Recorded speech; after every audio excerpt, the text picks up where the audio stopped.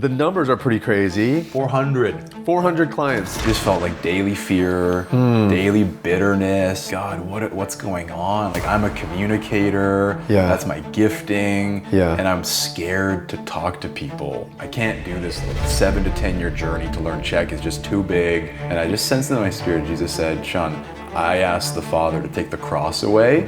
It was too big. Now understand more than ever, like, what do beginners need? Shawn, Right. welcome back to the podcast, man. It's good to be here from the Czech Republic, man. We're literally breaking bread together. Breaking bread, Czech bread. Yes, what is this? Tell us. This is called oplatky. Okay. It's I don't know all the history about it, but it's one of my favorite simple Czech treats. Dude. You can go to like the areas that the spas are at, like wellness. People go there for like medical reasons or to relax, and they sell these like hot, like at little stands. Oh. You can buy packs of them to go. Is it softer when it's hot? A little softer, but it's warm, just really, really nice, and it's Violet's favorite. Oh yeah, I She's believe always it. asking to go have the oplatky. Oplatky? Yeah, oplatky. Oplatky. Yeah. Okay. Yeah. So they sell them at the stores, but these are the traditional best ones. Cheers. Cheers. Oplatky. Let's go. Oh wow. That's got nice flavor to it. So good. Yeah. This is the most famous Czech. The nuts, a little bit of cinnamon. Okay. They probably have 20 flavors, but Okay. can't beat what Czechs do best. That's amazing. Yeah. Okay, for the audience who doesn't know, Yeah. you're Shawn Bonneteau. Yep. You're the lead coach at DeepClean. You've been a coach for 2 years. 2 years today's the 2-year anniversary. It's actually today? today, June 8th. June 8th. Son of a gun. Tomorrow, 2 years, my first client. You're right. Yeah. I forgot about that. Yep. So people who have been listening to the show for a while know who you are. Yep. But you have done incredible things with our community and our company since you joined. The numbers are pretty crazy. How many clients? 400 400 clients Yeah. served for the under your leadership, right? Yep. And how many of those directly? Was it about 250 you said? 250, yeah. Dude, so you're just a workhorse. Yeah, you've just been crushing it, man. So that's a lot of lives changed. And we'll get into some stories later. I think it'd be cool to share. Yeah. Because, DeepClean was already really effective, but I think you've come and you've put everything on steroids. The care is a lot higher. Obviously, we've really refined our approach with inner child work. I think the results speak for themselves. Like, it's not just the number of people served, but it's the depth of impact and the way these guys. I was on a call with somebody last week who has quit pornography and is like, I think I'm ready to make the leap. Like, I've always wanted to move. Yeah. A lot of enmeshment with his mother. Yeah. And felt like he could never leave. Felt like, I'm going to upset the family. Yeah. He's the only kid, the only grandkid. And you guys are helping him break through the enmeshment, get healthy. And now he's ready to make this move. And, his question was like, my family's really mad at me, but I feel really good. And I feel like I'm doing the right thing. I know who you're talking about. It's an amazing story. Yeah. And he's kind of like, what do I do? And I'm like, dude, you do what you're doing, like you're crushing it. But these stories have just become super normal. Yeah. I had a really cool experience on the weekend. I'll save it for later in the show, but they're happening a lot. So I just want to start that way, man. Since you were last on the show, you've just made an incredible impact on the company. Thank you, man. And that story in particular is amazing because a guy like that comes into DeepClean. I think he came through Mind Pump. I'm not sure exactly who it was from, but comes in like as a Christian, but not walking with the Lord. Yes. And maybe 3 sessions into our time, I really want to understand identity and to go from that to where he's thinking about like moving and doing something massive for what he feels like is the Lord. Yeah. It's amazing. Yeah. I keep trying to tell the Mind Pump guys, like, you have no idea how many of you guys have come over and had these incredible stories. Yeah. I'm in touch with Adam. He and I text pretty regularly, and I'm like, dude, if we had another story come out today, like another Mind Pump guy who's really cool, doing really well. Give us a life update, because the last time you were on the show, you had I guess you were just about to move to the Czech. Yeah, we moved on May 31st. So 2023. 2023. Yeah, I think I left seeing you on like May.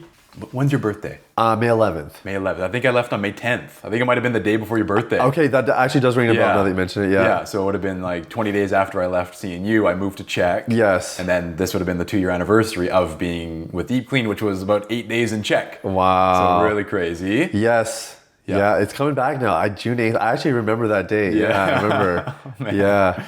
That was a wild wild change. Yeah. And yeah, the update would be, learning the language, Yeah. adapting to a new culture. Yeah. I think the Czech culture is exposing things in me that I didn't know were there, and calling me into being somebody who really is Shawn. Like, I think as a Canadian, there's a kindness to the Canadian culture and maybe a passive aggressiveness that is kind of like, you don't say things that are mean if it's going to hurt someone's feelings. But in Czech, it's like the authenticity is you say the good and the bad. Yeah, very directly too. I've never really done that before as often or regularly, especially with family. Yeah. So I think what Czech is doing for me is it's refining me. It is like the furnace of all furnaces. Yeah. So the language, the culture. Yeah. Helena's back in her home village, so there was a lot of trauma triggers there. Yeah. You had another kid? Had another kid. So we got 2 daughters now. Yeah. So Violet's 4. Lydia's 15 months. Wow. Violet, yeah, I think overall she's really thriving in some really healthy ways. You said Violet is like speaking Czech fluently? Yeah, people are amazed. Prefers it over English. Yeah. Crazy. Yeah. Which for me is hard because really tough speaking it with mommy and the language we were talking about earlier, like it's incredibly difficult. What you were explaining to me, I'm like, I don't even know what to do with that. Yeah, so basically what happened was the first year I wanted to learn it out of pressure. Yeah. Like, we're here, I have to learn it. The quicker I get started, the better. Yeah. But I was talking to a mentor of mine who had learned Hebrew and Greek and even was in Asia for, I think, 10 years. And he said, take a year and really learn the culture, and like you'll be more excited to learn the language. Oh, wow. Don't just rush into it with that motivation. Yeah. So I think I started about 11 months into living there. Okay. And unfortunately, the tutor I found was really bad. Like, I felt kind of ashamed after meeting with him. Oh, interesting. I really didn't look forward to meeting with him. I felt intimidated and discouraged. Yeah. And that was really hard for me. So I spent, let's just say, the first 14 months of learning Czech, or maybe about a year, I just felt like daily fear, daily bitterness. Like, God, what's going on? Like, I'm a communicator. Yeah. That's my gifting. Yeah. And I'm scared to talk to people. Yeah. So that's actually the journey of, I think, what's actually influenced and maybe enhanced my coaching so much. Yeah. I actually now understand more than ever, like, what do beginners need? Yeah. Because like I'm the most beginner. Yeah. And it's a very humiliating place to be. Yeah. And it's like what I've needed to learn Czech. I have a new tutor now who's just kind of come in and rescued the whole idea of learning Czech. And she's just been amazing. And I've learned so much about what do I need as a beginner. Yeah. And it's clarity, it's direction, it's simplicity, and it's just a nice mix of encouragement and challenge. Yeah. And she's provided all of that. Yeah. And it's really helped me see what do our clients need. Yeah. Because I could be an expert in sexuality, I can be a great coach, but Yes. I don't remember all the details of 8 years ago struggling with porn. Yes. It's easy to forget that. Oh, yeah. So now I'm like, I remember how hard it is not to know what to do. Yeah. So that's been amazing, and Yeah. also really convicting for me of like, I'm a sinner. I'm broken, Yeah. and I don't struggle with this anymore, but I have struggles. Yeah. Well, you literally just explained like the difference between a good coach and a bad coach, right? Because good coaches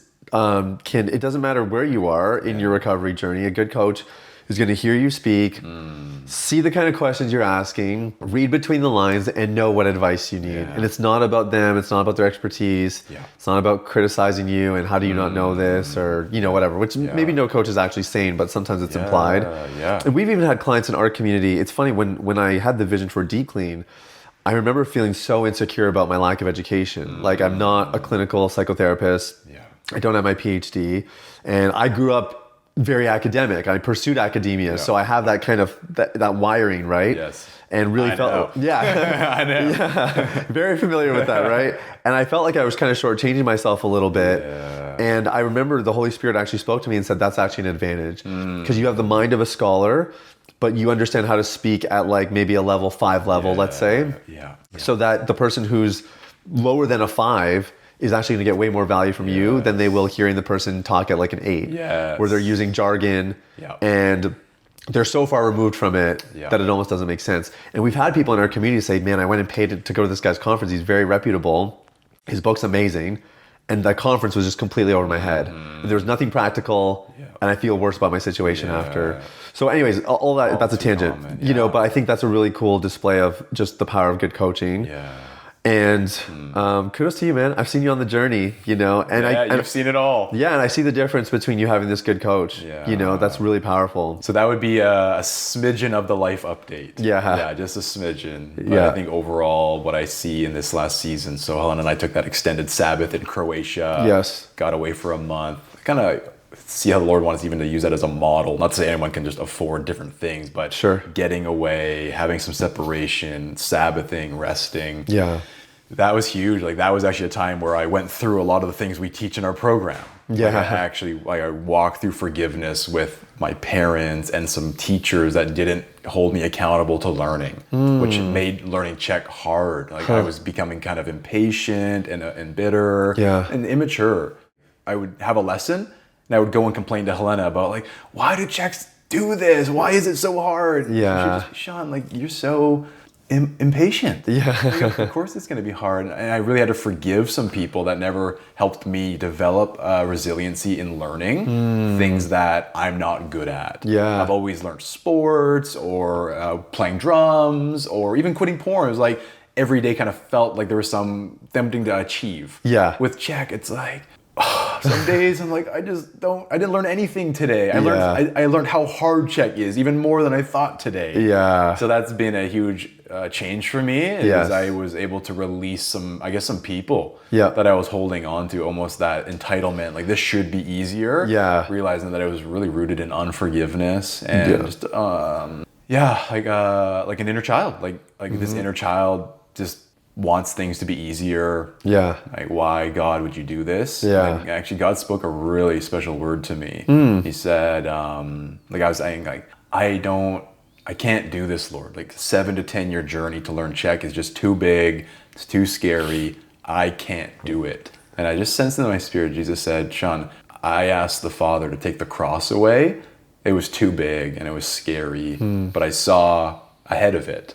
And I knew like that was everything God wanted. Like the glory set before him, like it says in Scripture. So obviously what I'm talking about in learning Czech is nothing compared to the cross. But I just felt like the Lord related to me and said, Shawn, I understand it's too big for you. That's kind of the point. And it was really freeing. Really freeing. It's powerful. And it's funny because you went into I feel like this is like recovery actually.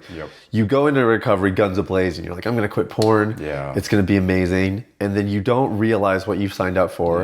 And a lot of people, they bail. Right? Because it's like, oh, well, I went 30 days, but now I've relapsed and I feel like I'm back to where I started. And I think Czech's been like that for you a little bit. Like God really spoke to you and you really led your family there. Helena, who was born and raised there, was kind of going back, kicking and screaming and didn't want to do it. And it looked like this was just going to be a knockout for you. And in many ways it is. Like we haven't talked about like the people who are meeting Jesus because of you and the impact you're having locally despite the language barrier and everything else.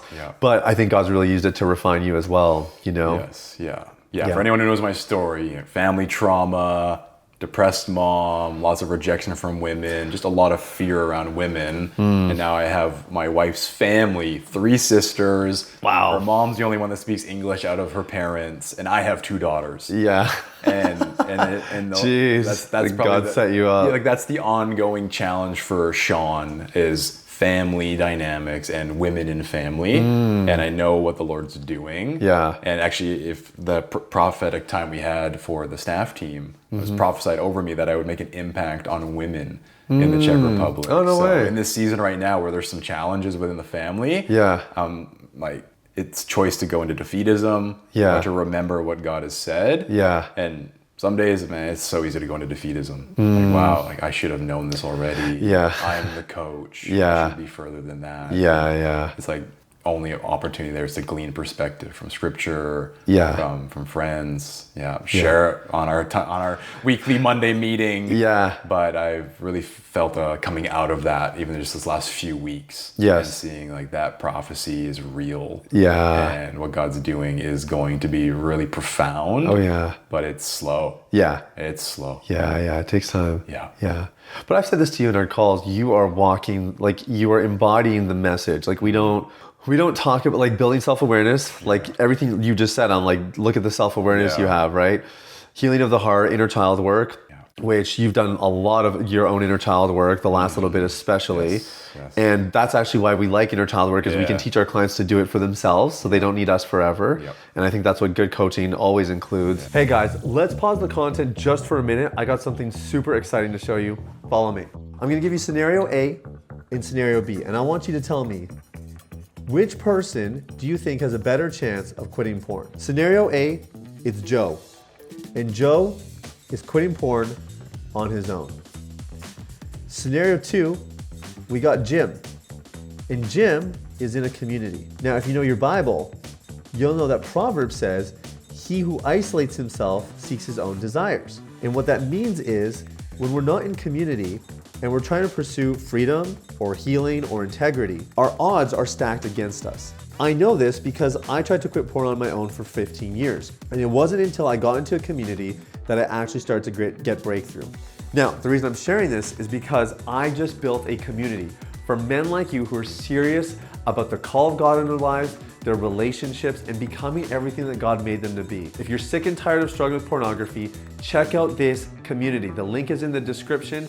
And with this, you don't just get a community, you get my proven formula, the DeepClean method for quitting pornography, and you get coaching directly from me to ensure that all the odds are stacked in your favor to walk in the freedom that Christ has afforded you. If you want to find out more, click the link below. Let's talk about inner child work. Yeah. Because you built quite a brand for yourself as an inner child work specialist. Not even just in our community, but like, I mean, Eddie Caparucci has immense respect for you. He's sending clients to us now because he knows how good your work is, especially. Why is inner child work so helpful for guys that are struggling with sexual issues? Simply put, simply put, I think the core of our struggles, if we think theologically, like sin is the core of our struggle, it's also like sin that's happened to us, the consequences of sin. So when we grow up in family dynamics where obvious sin like abuse and whatnot, there's going to be problems there. And someone might say, oh, like I forgave my parents, you know, I'm moving on from that.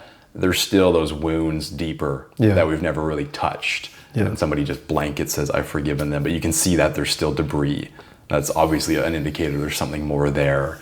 And there's also like the sins of omission, where somebody just was neglectful or overworking or whatever it might be. A lot of times we wouldn't consider that trauma or sin, like I don't know if it's capital S sin, but a lot of times those are the guys we're working with. They have unmet needs and trauma from woundings that kind of went unseen. And there's that boy inside of them that needed mom to be affectionate.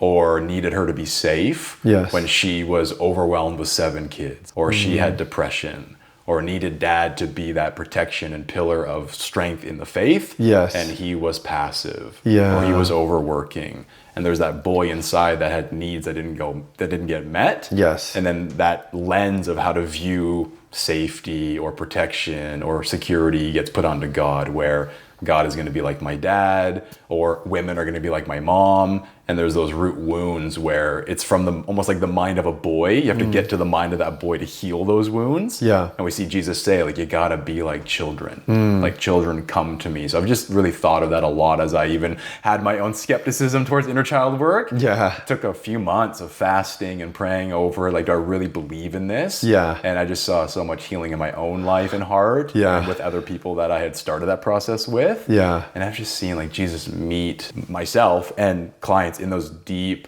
wounds that are like, that's a boy that was wounded and it's just stayed with you forever. But if you tackle it from today's perspective, you're missing the boy inside that he might not even have known Jesus. Like you might have met Jesus at 25 and that boy doesn't even know the gospel. Like he doesn't know what that means, and you just say perfect love casts out fear, whatever else it might be, or that he's fully accepted and loved. So having the truth spoken into that, but you and I both have the experience where you let your mind wander and let the imagination be taken over by the Holy Spirit. And Jesus enters into those memories on like a visual, experiential level. And I've had guys where they'll remember a memory of a traumatic event, and the first thing they think about is Jesus was there with me. So they don't even, like, you can't change history, but the first thing they remember is, wow, Jesus was weeping when that was happening. Rather than my dad did this to me. Yeah. It's still there, Yeah. but they're literally rewiring their brain and how it even responds to a thought of a traumatic memory. Yeah. So that's where I see the impact is you're getting to the core of the problem. Yeah. But it's not just like self-help. Jesus is coming into that deep wound and filling you with his perfect love, the opportunity for endless intimacy. Yeah. And I think that's what restores guys' salvation, not like literally, but like their assurance of salvation. Yes. And I think that's what helps guys really feel that sense of the Father's real love. Yeah.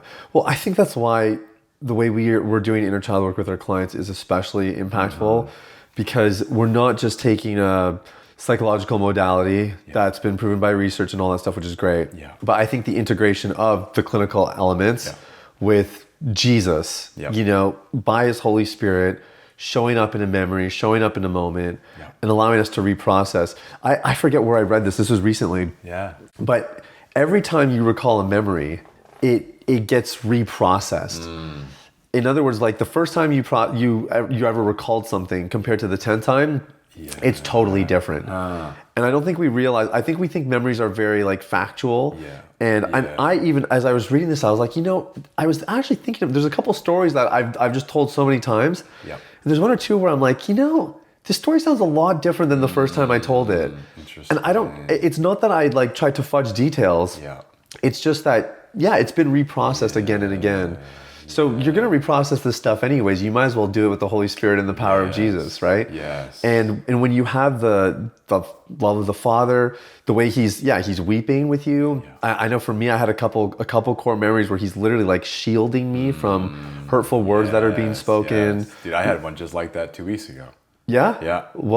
Tell, what happened? Yeah. So probably 2 years ago, I had an inner child experience where my mom would actually lock me in my bedroom so she wouldn't hurt me. Like her depression was so bad. Oh wow! So it's to like protect you from her, so to speak. Yeah. So basically, like I was in my bedroom in this picture, and like this was a real thing. Like I'd be in my bedroom by myself, but I actually saw Jesus was the door, and he was actually protecting me from my mom. Oh wow! Like he was like looking at me and protecting me from my mom. Wow. But then 2 weeks ago, I was doing inner child work on my own, and I had this visual of I was asking the Lord, like, what is Czech exposing in me right now? Like there's some anger that I don't understand. Like where does it come from? And a memory came back from when I was 16, but I felt like there's something deeper. Like take me further. Yeah. And I went back to that same picture of me being in the bedroom. Seasoned wisdom. Yeah, take me further, Lord. There's more than that, yeah. So I had that same picture of being in the bedroom. My mom's like outside the door, terrifying. And it's like, this is so weird. I've processed this before. Like, I'm not really angry about it anymore. And what the Lord told me is, he said, Shawn,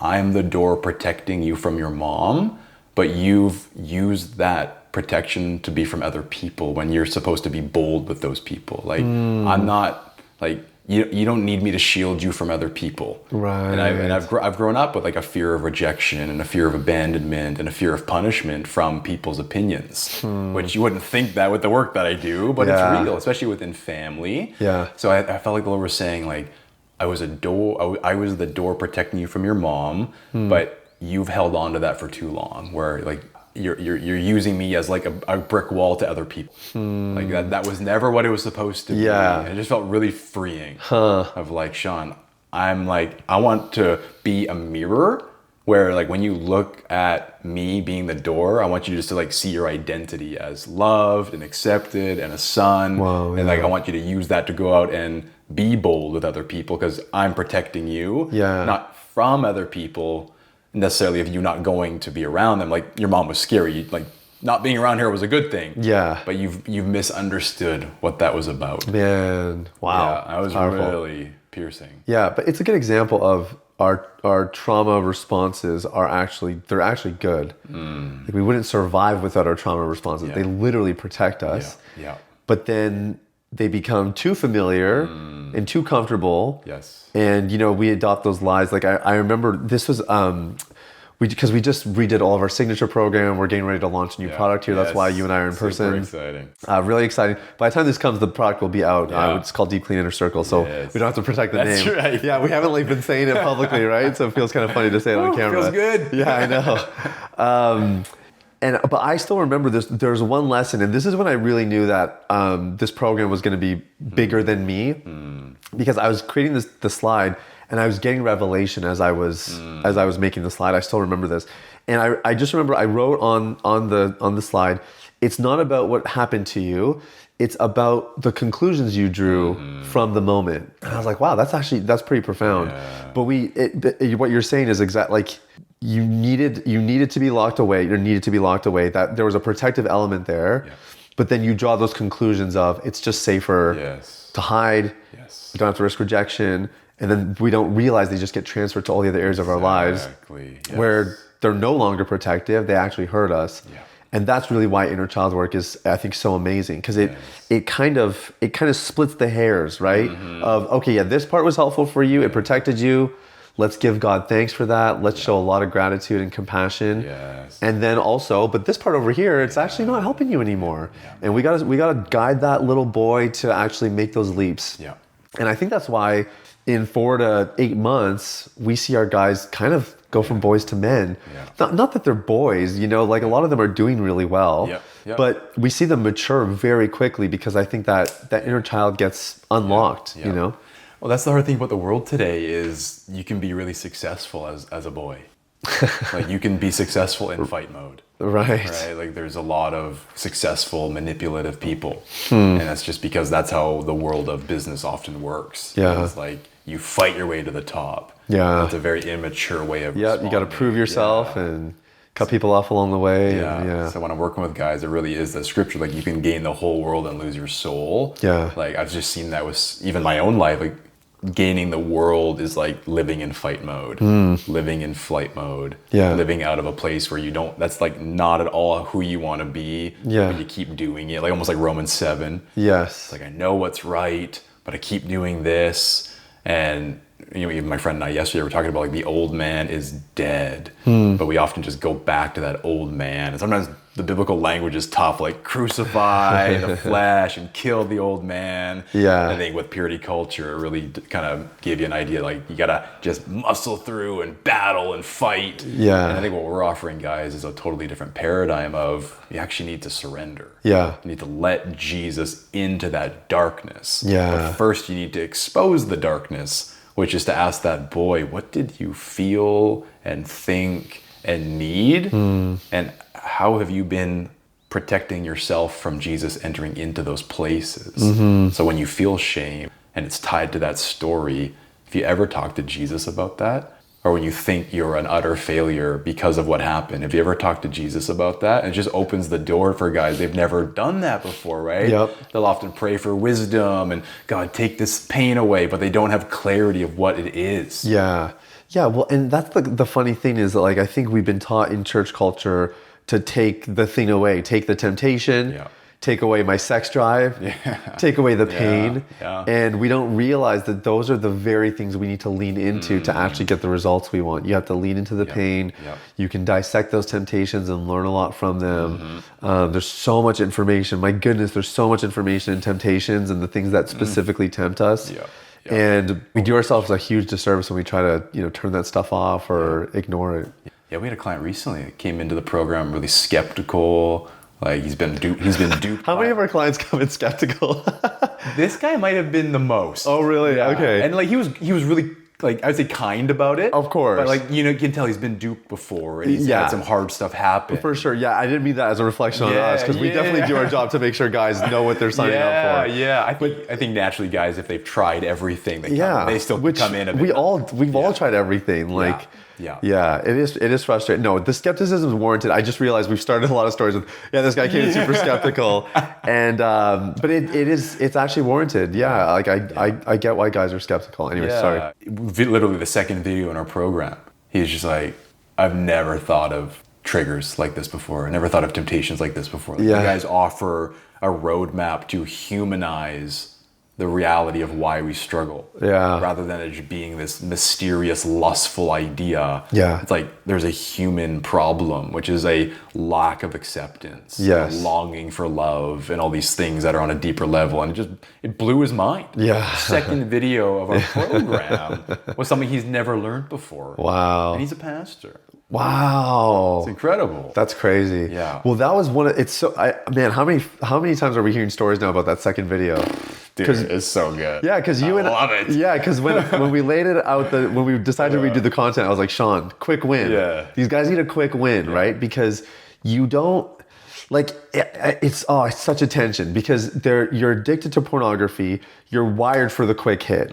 So we have to deprogram that out of you. This is not a like deep clean is not a get clean quickly kind of program. And any kind of mindset along those lines is going to hurt you. Yeah. It's not going to help you. Yeah. You have to be patient. And I remember clients early on that I could tell it was like, yeah, just give me the thing and let me do it. And I wish, it's kind of my regret as a young coach is I wish I would have just been a bit stronger to tell them the truth, to be like, dude, we have to slow this down a little bit. Yeah. Anyway, so the program it takes time to go through the content, and we offer at least 4 months of coaching, and we highly recommend more after that 4-month mark. But we wanted to make sure guys could see that we're not just talking fluff here. Yes. And so we kind of designed that second video of like, let's get them the quick win. Yep. And now we just get stories about it all the time. It's the coolest thing. It is. And it's not a quick win like a quick gimmick, right? It's actually they get a piece of information that serves them the rest of the course. Absolutely. But like you said, it kind of just flips paradigms. Yeah. And guys are like, okay, well, if this is what the deep clean system is, then I think I'm on board because that was pretty helpful. Exactly. Yeah. And what I've been seeing is what guys probably used to get in month 3 and 4. Yes. Now what they're getting in month 1 and 2. Yeah. Sometimes week 1 or 2. Yeah, and like seriously. It's video 2, right? Yeah, it's early on. Yeah.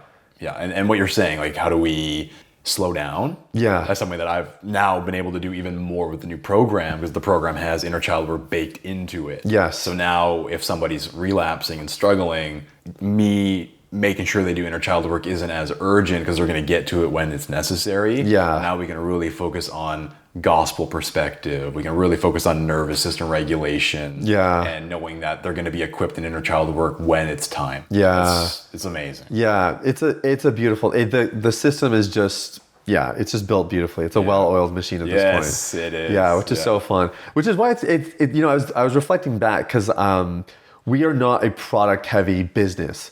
We've really just had one product, and we've just tried to make it better every single year, which is why Inner Circle is such a big deal for us because we haven't launched a new product in a long time. Yes. My book was in between there, but a book's different. Sure. But it's just been amazing. It's been so fun for me to refine this thing because I feel like our ability now to help guys get free and stay free has never been better. Yeah. We're scheduling guys. We're actually doing a group of guys who have all been clean of pornography a year plus since doing Deep Clean. And it's actually a long list. The group of guys who will actually say yes is shorter. Yeah. But the list of guys we reached out to it's a long list. Really sweet. I was really, really impressed. Yeah. And these guys are just amazing. Like they got the message and they ran with it. Yeah.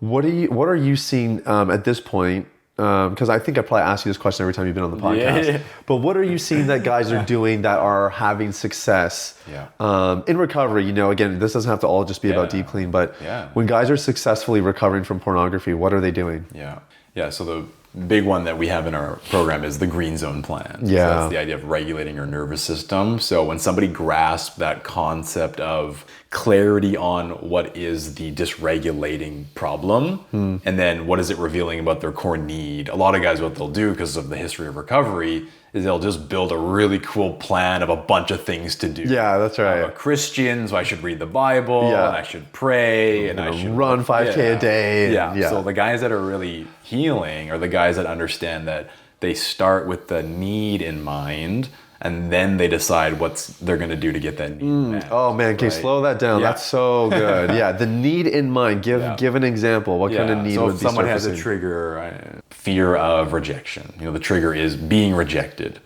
or the idea of assuming rejection, whatever it is, that will set them off into, let's say, flight mode. And then we also go over what their tendencies are. So that might cause them to overeat or doom scroll or isolate. And that's often what leads down to pornography. So getting clarity on like what's the dysregulation, but the core of what I said is what is that revealing of what you need. So if you have fear of rejection or you assume rejection or you do get rejected and you can't handle it, what is that revealing about what you need? Companionship, reassurance. Yeah. Could be as simple as that. Yeah. what helps you and who helps you meet those needs. We want to start with God. Yeah. If you don't start there, Yeah.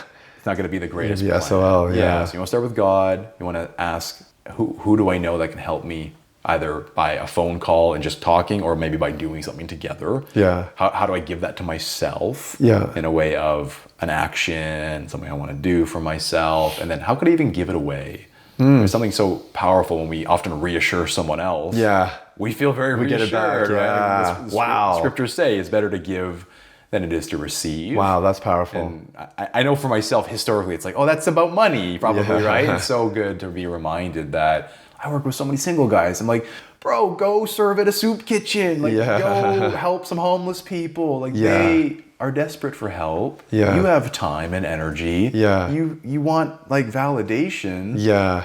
Go serve some people, man. It's gonna feel really valid. The Lord will validate you. Yeah. So that's a big part of what helps guys really regulate, and it helps them rediscover purpose. Yes. Because, like, what is purpose? It's doing what you were made to do. Yes. God gave us needs. When our needs get met, I think we just naturally live more abundant lives. Yes. But then the other kicker is, because this is gonna happen, those needs don't get met. Yeah. Can you trust in the Lord that that's okay? Yeah. Like, tomorrow's a new day. Yeah. Like, that you need to learn how to grieve that something didn't Yes. go your way. Yes, that's so good. So good. And I'm not an expert in grieving, but there's an element of, have we really learned to trust that what the Lord says, like, there are new mercies tomorrow. Yeah. That He is actually with you in these moments. Yeah. Okay, the grieving thing is such a big deal. We've done content on the Green Zone plan. So if people are listening or watching, you really should go back through some of that stuff. It'd be very helpful. But the grieving thing was, the first time I really heard it articulated that clearly was actually Steve Shields when he was on our podcast. Yeah, he's great. Yeah, he's great. He's going to be, I think he's our expert this month, expert right? call this month. Yeah. Oh, he's going to crush it. Yeah, he's so good.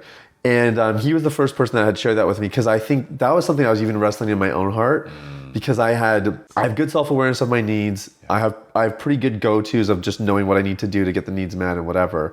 But especially when you're reliant on someone else to get a need met, my thing has always been, I need to have another option that doesn't require anybody, so that I always have an option. But sometimes it just doesn't work.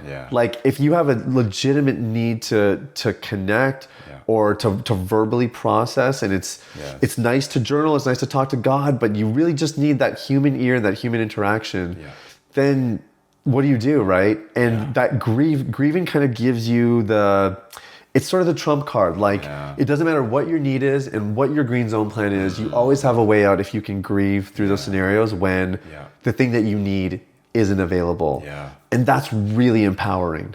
Yeah. And how does one do that? You know, that's something that I think I'm still exploring as a foreigner, but I hired a grief coach and we worked together for 3 months. And what he taught me is grieving is an idea of completion, where you feel what needs to be felt, you say what needs to be said, and you actually deal with it in that sense. Not to say it all gets dealt with as an outcome, like everything changes, but it's like, wow, I feel so alone. I'm going to allow myself to feel that and actually express it in a way of, Lord, how could this be? Like, so many times we're in despair.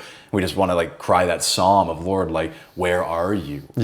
Why do I feel forsaken? And a lot of times guys don't actually speak that out. They just, like, keep it inside. Like, I shouldn't say anything like that.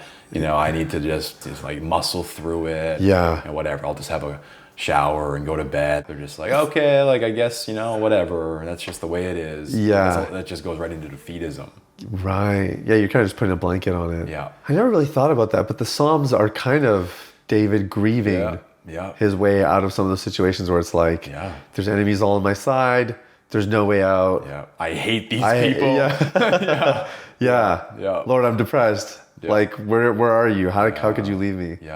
There's a band named King's Kaleidoscope out of Seattle. Okay. Super cool music. For anyone who wants to check them out, amazing. What kind of music? Oh man, they do like everything. They'll put like a cool spin on old hymns. They have like some hip hop style, like Rocky. Like, they're just like of 9 to 12 guys in the band sometimes. Oh wow. So they have every instrument depending on the song they're playing. Okay. But the singer wrote a song called it's just called Prayer. might be a prayer, but there's some scrutiny against it because he uses the F word in the song. Okay. The point of the song was it was a heart cry to the Lord. It was a prayer that he wrote. Yeah. I was actually telling my friend about it yesterday while we were on the beach. Yeah. And I said, man, like I really want to share you this song with you. It's been helping me through a hard time recently. And there's some scrutiny with it because he swears in it. Sure. We were listening to it last night. We're like almost like both crying as we listen to it because it's so genuine the way he shares it. Yeah. And the way he expresses it. He basically says like the fear is effing violent. But he's like there's such an emotion in his voice. Yeah. Like he's not swearing to swear to sound cool. It's like his heart is crying. Yeah. And I love that song because it's just this heart cry of like, Jesus, where are you? Like, are you still beside me? Yeah. Like, will you still be with me tomorrow? Yeah. And then there's this really neat, like, maybe 6-second pause in the middle of the song. And then the other half of the song is like, Jesus, as if Jesus is speaking. It's like, I'm right beside you. And it's just beautiful, like Psalms. Yeah. It's like The crying songs are out, so much like that. lamenting, grieving, and then, but I will remember. Yeah. And I think that's the mark of a lot of grieving met with hope. Yes. Grieving met with remembering that God is the God who resurrects the dead. He's the God who healed a woman who spent all her money on doctors and had no hope, right? It's just those reminders that if we can just hold on to that for a few hours, meditate on that, and then go to bed, and tomorrow's a new day. Yes. That gets me through some horrible days where I was like foreigner. I didn't even talk to anybody today. Girls aren't sleeping. I just feel like what's going on in my life, and the Lord says, I'm right beside you. Yeah. Like I know what you're going through, Shawn. Oh man, it's so lost in Christian music, like that style. It is. Because we kind of equate Christian music with worship music. Yeah. And obviously that song would never make it as a worship song, and nor should it, right? We shouldn't probably be singing that on Sunday mornings congregationally. My pastor, he had this hilarious talk at one of our worship retreats, and he's like, we have to really make sure that the stuff we're singing is Jesus-centric and theologically sound. Yeah. And he's like, let me read some lyrics to some songs that people are singing today. And man, he was going through like, I won't name names or name bands, but like we were laughing because we're like, that's what they say. We didn't even we listen to that music all the time. And not that there's anything wrong with it, because some of the music was actually a little bit more in this vein of like kind of the psalm vibes and a little bit more emotive and just expressive. But I think on a Sunday morning, it's a little bit of a different feel. Yeah. But I do think those kinds of songs you're talking about that are just, they're raw, they're expressive. I think there's a place for that, and I think we've lost that a little bit. I've been talking about the team with this a little bit, but my interview with John Eldridge really impacted me.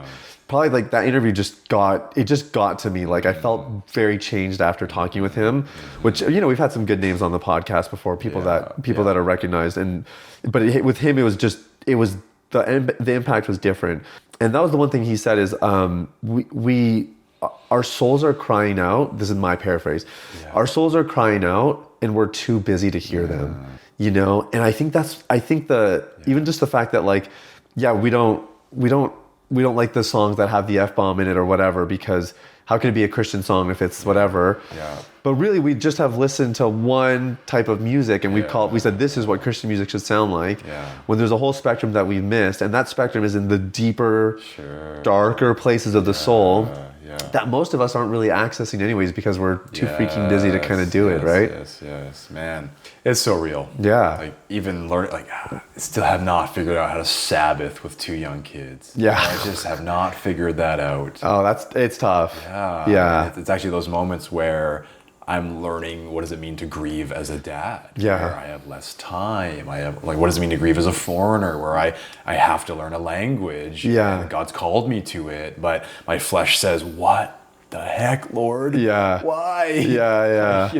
Maybe for missionaries, like they have 20 hours a week to spend on learning languages. Why me? And then I'm really trying to learn that in the season of that furnace that the Czech Republic is, of like, wow, I'm the chief of sinners. That's actually been the message the last 2 months. Wow, in being a coach and going through, the last 8 years of healing with a lot of trauma in my past, you kind of get to a place where you're like, I'm like healthier and I've gone through a lot of healing. And something just sideswipes you.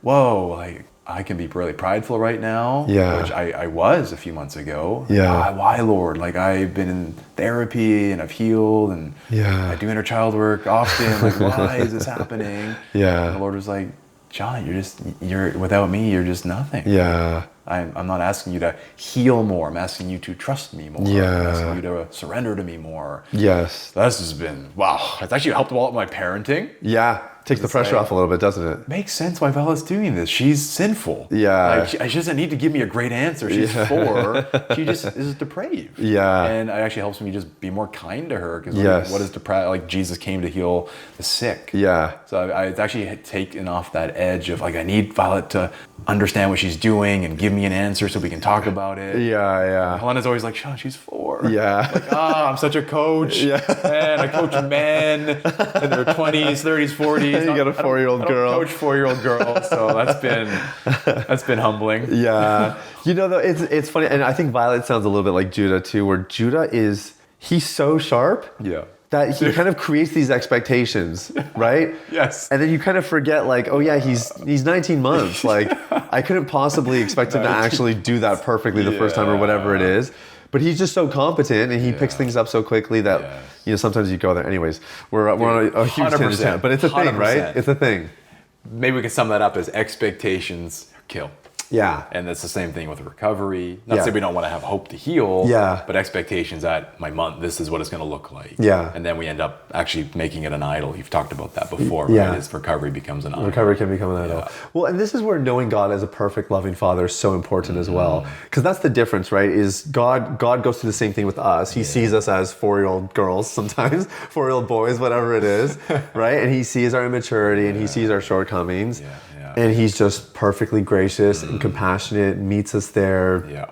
He's not in a rush. He's not forcing us to figure it out or, Yes. you know. It's a good reminder. Good reminder. Yeah, it's easy to forget it sometimes, right? Yeah. Yeah, and especially the further you go down this track, like you mentioned it a couple times, and I've been really thinking about it too. Like 9 years, it's been 9 years for me. Yeah. And there's a degree of like, okay, that's pretty cool. Like, definitely 100%. Old Sathiya is a thing of the past. Yeah. It just becomes more solidified, and also kind of is like, man, but I feel like I know nothing. Kind of feel like I know nothing at the same time. Yeah. And like the business has gone through so many changes. We just had another huge change in personnel recently, and Good change, but hard. Yeah, big. really hard. Yeah, and we had a couple situations with some clients that we had never encountered before as well. Some really sad situations. As well, and just I think anytime I kind of feel like I think we got a good handle on things. I think we kind of know the lay of the land, and then you kind of get struck with something that just puts you in your place a little bit. So it's very interesting. Yeah. I've been thinking about that a lot lately too, where I'm going through hard things with even like marriage as a foreigner. We're learning new things, parenting, whatever. Yeah. But I've seen the Lord, and I felt the Lord say, Shawn, like, that doesn't change your gifting in helping guys with pornography.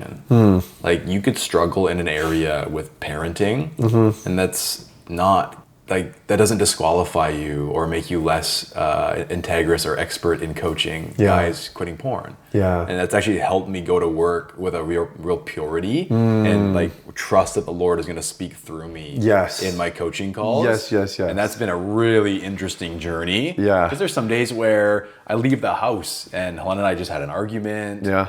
Whatever, Lydia's not napping and it's just chaos. Yeah. And I go to the office, I'm like, this is what I'm made to do. Yeah. And it's not like none of that stuff matters, but it's like, wow, I can actually just see God is going to speak through me today. Yeah. And that's been really powerful. Yes. And it's helped me focus on strengths. Yes. And realizing I have weaknesses.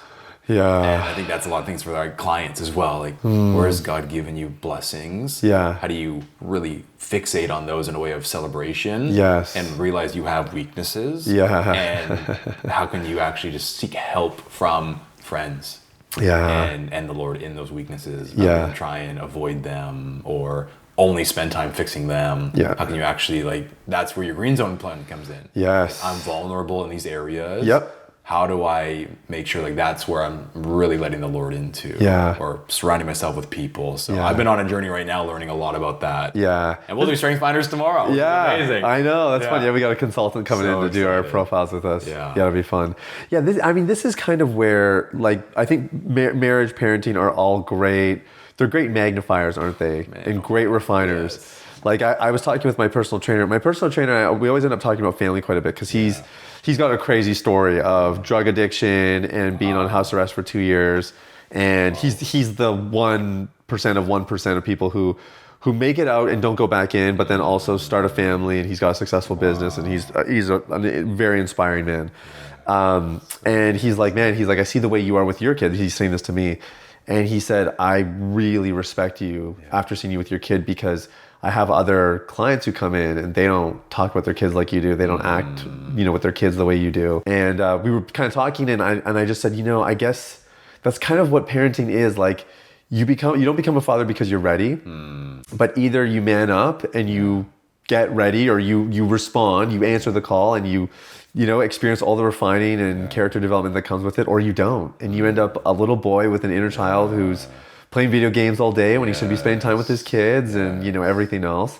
And this is actually a good segue into the really cool experience I had on the weekend. I haven't had a chance to tell you this over our steak dinner or ice cream or anything else. No, this was honestly, this was just like one of those, like, wow, we are doing something cool here. So I'm at a birthday party, and there's a guy in our community. There's a couple guys in our local community here that have done deep clean through me. They've heard me talk at a men's breakfast or that kind of thing, and so I don't really bug them when I know they're doing the program, because I don't want them to like see me at church and be like, oh, I got to talk about, like, I don't ever want it to feel that way. If they come to me, I'm like, I'm so happy to talk to them, but I just want them to enjoy church and make sure that church stays what church is supposed to stay about, But he's well out of the program now. So I just thought I'd say, what was your experience like, and who's your coach? And he's like, oh, dude, I had Coach Matt.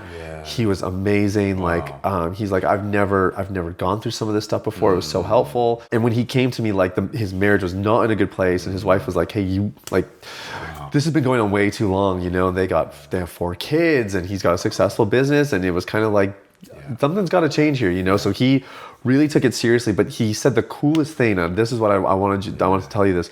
He said, he's like, are you working on that next program? I was telling him about Inner Circle, and he's like, is that the next program? And I'm like, oh, dude, we have to pause that for a couple of reasons. Part of it is Inner Circle, but I said it's coming, it'll come. And he said, oh, good, because I have all this confidence and all this energy and all this ambition, and I need some help. Like, I need some discipleship on how to like do this properly.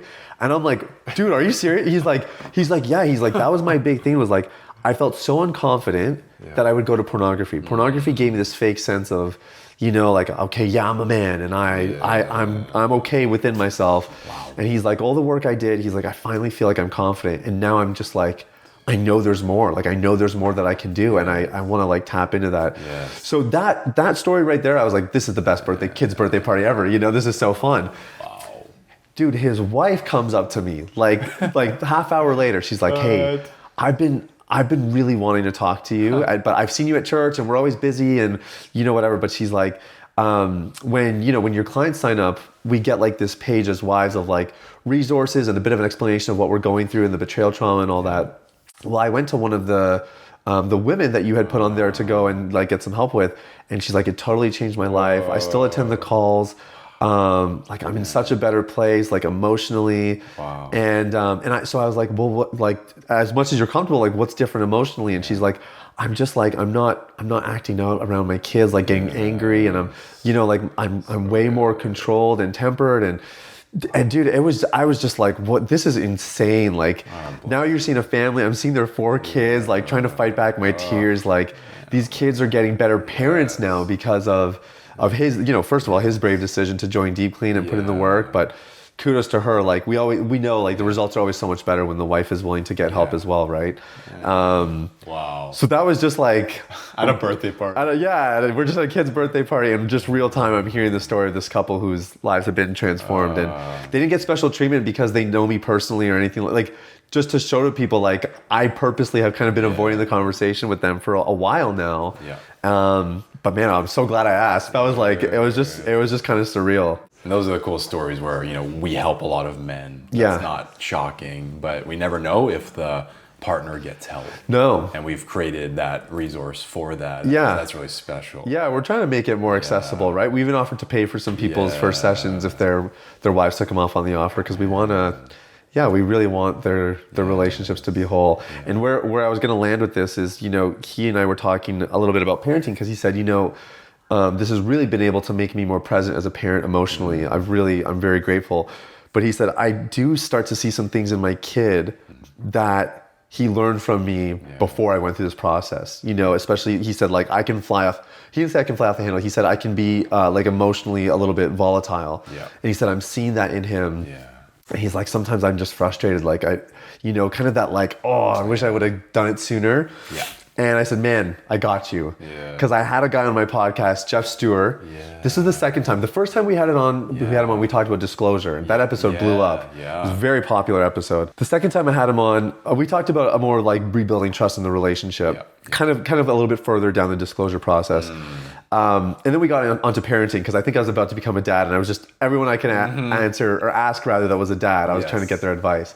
So I said, how do you, when, like you and I know, where we fall short as parents is going to affect our kids. It's going to affect their behavior. It could even affect the people that they end up with one day. It's going to affect something of their life, and it's not going to be small. And I said, how do you navigate that tension of wanting to be better? You don't want to repeat the sins of your fathers. You want to change the trajectory of your lineage, but also understanding that you're still sinful and you're still imperfect, you know? Because I think for me, that's been a real wrestle. And it didn't make me afraid of becoming a father, but it definitely made me go into fatherhood with some pressure. And he said, dude, and he said it so clearly and so succinctly. God bless Jeff for saying this. He just said, it's rupture and repair. Rupture and repair. You're gonna break things along the way. You're gonna fall short. But if you repair, and this is the thing that got me, it's not about repairing just so that moment gets reconciled, but by repairing things with your kids, you actually give them a felt experience of, when we experience disconnection, when we experience a rupturing, we recover from it. And if you get that repeatedly, you no longer have to fear the rupture, because you have so much history of repairing that you know you're going to figure it out. That's right. And I was sharing this with him, and he was like, he was fighting back. He was like, dude, thank you. That was so helpful. So hopefully that's a gift to the audience as well. You know, we're all figuring this out, and we're all going to fall short no matter 8 years of inner child work or not, right? But you get a chance to repair. And in some ways, it's actually better that your kids get the rupture and repair sequence than a perfect parent, because then they are actually incapable of handling even the slightest disruptions or disconnections in life. And that's actually a very fragile and weak child. Totally. Well, it's so common where I work with guys where they say, my parents never fought. My parents never really had hard emotions. And they just don't even know what to think of emotions or conflict, and that's obviously really, really bad. So there's so much there, man. It was a rich story, man. It was cool. I'll say one thing quick. Please. I think what's really cool about that is guys can take that mindset and ask, who can I find in my life to do rupture and repair with? And find a mentor. Find a spiritual father. Find a spotter. Like, that's what a good friendship looks like. Is also rupture and repair. Where you are yourself and authentic, and that's what makes it a friendship. It's just like there's some conflict and you repair it. And to find a few people like that in your life. No, it's so true. There's really, I don't think there's any excuse now. Yeah. You know, Yeah. I think the online world has made those people accessible, whether it is the spotter, it's the close friend, or whether it's the community of guys online that are going after something together. That's why we created Inner Circle, which is actually kind of where I wanted to go. We built Inner Circle because we saw just how lonely guys are in our audiences. We know that guys desperately want connection. Anytime we survey our audiences, you know, what are you looking for in recovery, or why do you think you haven't found full freedom yet? Community is always top ranking. If it's not number one, it's one, two, three, whatever. So I think this Inner Circle thing rather is a really big deal, what we've built, and I'm really excited about it. I wonder if you can just talk about what you're seeing, because this is another quality we observe in success stories is the community. Yes. And whether it's guys are, you know, posting in the forum every day or not, you know, everybody's different the way they participate. Yeah. But guys are having their own calls. Yeah. Guys are reaching out. They're using the DMs. They're checking in on guys. Yeah. Saw that guy shared something. He didn't look like he was his normal self in the group call. I'm going to check in on him. Yeah. We've just seen not just our audiences that are not working with us, but definitely our people working with us. Yeah. Like when guys really buy into the community and they plug in and they participate, really powerful things happen.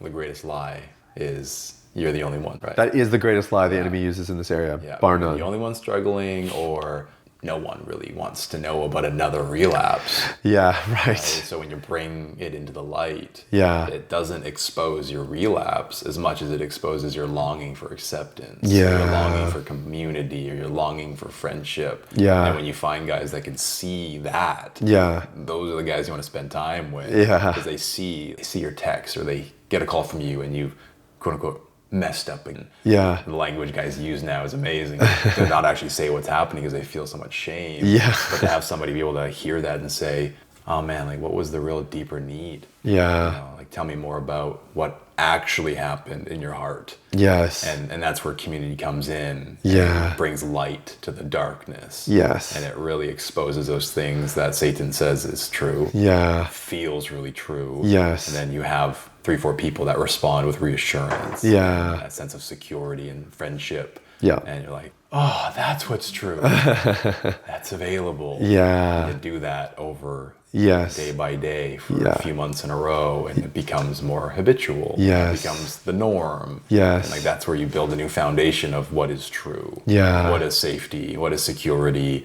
And it's super cool that that's available virtually. Yeah. And I think it's always a balance with the world we live in today, like you're saying. Yeah. So that would be what I say is such a huge part of why community works and what is working for guys as well. Yep. Yeah, John Eldridge really got through to me on this, which I feel like I'm going to be saying ad nauseum for that interview was so impactful. Yeah. Oh my goodness. Yeah. But he said, and actually, I don't even know if he said this in our interview or if he said this in some of the prep work I was doing, but he said women need social structures and they need communities and they need multiple friends. And actually, it wasn't with us. This was with a different interview. And he said, I've never said no anytime Stacy has come to me and said, hey, the girls are going away for the weekend. Can I? And he's like, yes. Yeah. Because he knows it's so important. Yeah. But he said for guys don't need the weekend getaways, but they're great. Yeah. They don't need the big social structures. They literally just need 1, 2, maybe 3 key friendships. But they're good friendships. Yeah. They're people that they can rely on. They're people that they can plug into. And he said it actually doesn't matter if it's virtual or if it's in person. He said the more important thing is the quality of the connection. Yeah. And obviously, like I think you and I would both agree, in person is great. This is great right now. Yeah, like you and I are 95% virtual, but man, when we're in person, there's nothing like it. Like this has been a blast, and we've only been hanging out for 6 hours or whatever it is, right? But I think the point, and again, he just got through to me of like, oh, that's so good to hear, because the person I've talked to the most the last 10 years lives on the other side of the country. Yeah. But man, I look forward to his calls. I really do, and I've gone weeks without them before, and I miss them. Yeah. I need them, and I think that's why Inner Circle is powerful. Is it's not you get the broader community, which kind of lets you know not only am I not the only one. But there's actually hundreds of guys who are going through this as well. Yes. That in of itself is actually pretty liberating. Yeah. It kind of just gives you permission to be yourself, unfiltered, and go after it. But I think my secret prayer for guys who are in an inner circle is that you do find that one person or that 1 or 2 people. You know, in Signature, we have a couple pockets of one particular group of, I think, 5 or 6 guys that are alumni.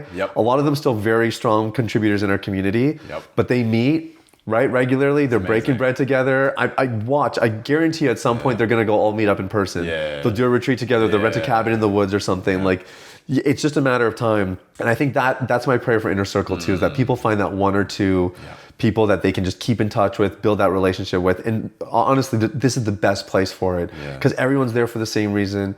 The values are the same. They bought into the DeepClean message. They're working through it. It's just, there's just nothing like it. Yeah.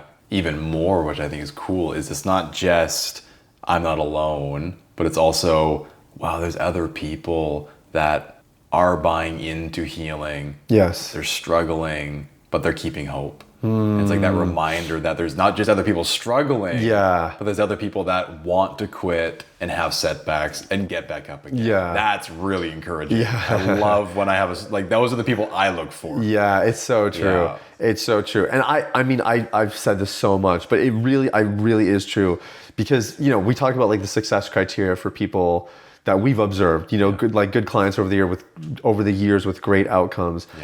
And there are commonalities for sure, but nothing's perfect. There's no perfect cookie cutter. But the one thing they do all have in common is they never quit.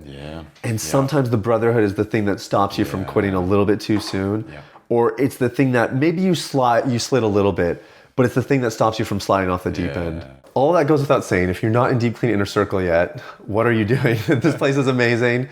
It's less than $2 a day, right? And so for less than $2 a day, you get access to this incredible system, this thriving community, and you get coaching from both myself and from Shawn. We're both involved. We're there every single week. We're answering messages. We're helping out with questions you're asking. This is a great chance for you to really get the success we're talking about. So if you're not in yet, there's a link in the description. Make sure you go check it out, DeepClean Inner Circle. Love to see you in there. What are you thinking about, when I brought you on, one of my favorite things about you in our preliminary conversations before we even agreed to move forward is you had vision. You had vision. You were like, hey, I see what you're doing. I think you could do this better. You said it very nicely. You weren't like crapping on all my work, but you were kind of like, hey, there's stuff that I think there's stuff we can improve here. And you even talked a little bit. You're like, I'm envisioning a day where our coaches are a certain standard, and there's some criteria and some qualifications that aren't in place right now. And you've instituted that, and you and Matt are crushing it, and you guys have gotten more certifications since starting with us, and it's been really, really good. What do you think about for the next little bit? If we were going to take, obviously the program's working. We've spent 5 years refining this thing and getting it working, and obviously now we have Inner Circle and more ways to help guys. But what's percolating in your heart? What do you think about when you think about continuing to change more men who are going to go change the world? Some of the things we just launched are also really cool, like the spotter directory. Just really helping guys get connected within Signature. Man, I really want to equip guys more with inner child work. Like with the weekly Friday call, more of like the workshop. I really envision that becoming kind of a staple of not just equipping our clients, but as we grow as a coaching team, like just really making sure that our team is just congruent in everything that we do. So I maybe haven't thought too much about like the bigger vision. Like before, I had an idea of where things were going. But like right now, I just see like the well-oiled machine. And I think like that foundation has been built now, and wherever God leads us, I feel really confident. Like with Inner Circle, it really feels like there's a confidence in it. Like I don't just feel like, oh, here's this new thing. We didn't just piece something together. Like it feels like, wow, like we have a well-oiled machine. And we're offering something that we feel really confident in. And then now with the new Signature program and I think the confidence Matt and I have as a team in congruency, it's like, wow, there's a foundation built. I think that would be my vision, is that our foundation is just solid. And whatever God wants to do on top of that foundation, if it's another coach or a group coaching model or whatever it is, I just see the vision of like, wow, there's a strength in the team, that unity of this is our approach. We know it works and it's proven, and whatever God wants to do within that, that's amazing. Like, that's kind of what I see. But I think the equipping thing makes sense. Like we've got, like we know as long as you're with us, you're probably going to get a good outcome. Like as long as you're obviously doing your work and committed and whatever, we need to do our part too. But I think it's afterwards. How do we make sure you're as equipped as possible? That's why, again, that's why inner child work is incredible, because the way we teach it to you is you can actually do it beyond that. And actually, to be honest, the way the program is built now, the course content is you have lifetime access to that. and we call it the recovery lab, Yes. right? And you can go back into the recovery lab again and again and again, and just get guided through this process. So you could actually do that the rest of your life. 5 guided exercises. Yeah. Yeah, the incredible, straight to the point teachings. Yeah. Digital workbook that gives you everything you need and more. Yeah, the workbook is incredible. Yeah. It's really amazing. Yeah, you put a lot of time into that. Yeah. And the running joke is always, hey man, like I really want you to fire me. Yeah. Like I would only be a good coach if you fired me Yes. in the next 4 to 8 Yeah, months. we have to become obsolete at some point. Otherwise, we're not doing our job. Yeah. And I think that equipping piece is a really big deal. Yeah. Discipleship, equipping, whatever you want to call it. Yes. That's the idea. Yes. Is somebody learns how to do it between them and the Lord and them and their community. Yes. And then go and multiply. Yeah. So that would be the best vision we could ever have, is like more of that. Yeah, yeah. Because we know that when you change the man, you change the world. And we're seeing these guys become better husbands and fathers, like we've been sharing about today. But guys that are going to start their businesses, guys that are making moves, man. Yeah. And I think the other thing that I see happening, and it's happened in trickles, but I think some of the more influential people as well are going to start coming through. Yes. You know, and we've seen that, like, again, we won't name names, but we have somebody who's gone through our program, has a huge audience online. Yeah. And he has he loves our message so much, and he's a huge fan of it. He's getting it out into his communities, and he just has the ears of people that we would not be able to reach, certainly not in the masses that he is. Yes. And I think that's pretty cool to think of, you know, where this thing could go. Incredible. Yeah. It's like no greater joy. I love working with all men of all places, but I have a passion for equipping leaders. Yeah. When I get to work with a guy who has influence over hundreds and hundreds of people or thousands of people. Yeah. And he's had that influence with an addiction. Yeah. I get so pumped. Yeah. At what kind of impact God wants to do through him. Yeah. With freedom. Yeah. Like that gets me fired up. Yeah. Yeah. Yeah. There's nothing like it. Yeah. It's what we live for, man. Yeah. Dude, this was so good. Yeah. It's so good having you here, man. Yeah, I love it. So blessed. I almost can't believe you're in the flesh. This is amazing. Yes. Yeah. So thank you for watching this. Shawn and I are going to answer some listener Q&As. And it's not going to be part of this segment. So make sure you subscribe to this channel so you get notified when we do release those. They're going to be coming out a little bit later. And if you do have a question yourself, we take that really seriously. You just have to fill out the link below in the form, and we read through all of them. We'll do our best to answer it here on the podcast. Make sure you subscribe. We'll see you guys in the next one.